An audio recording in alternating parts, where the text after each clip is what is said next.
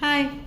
Diabetes ఉన్నోళ్ళు rice తింటే మంచిదా, మిల్లెట్స్ తింటే మంచిదా అని చూసుకుంటే రైస్ యొక్క గ్లైసిమిక్ ఇండెక్స్ 70 పైన ఉంటుందన్నమాట. అరౌండ్ 70 ఉంటుంది. మరి మిల్లెట్స్ యొక్క గ్లైసిమిక్ ఇండెక్స్ 50 పైన ఉంటుంది. కాబట్టి ఇలా కంపేర్ చేసుకుంటే గ్లైసిమిక్ ఇండెక్స్ పరంగా మిల్లెట్స్ మంచివి. ఇంకా రెండోది వచ్చేటప్పటికి వైట్ రైస్లో ఈ తొందరగా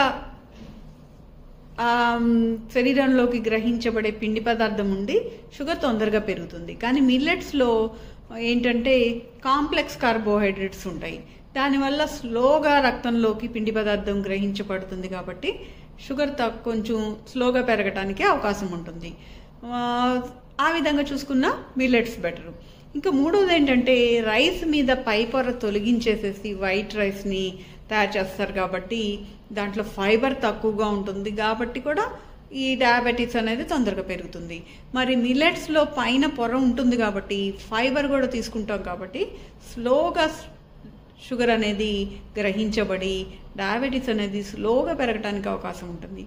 కాబట్టి రైస్తో కంపేర్ చేసుకుంటే మిల్లెట్స్ బెటరే.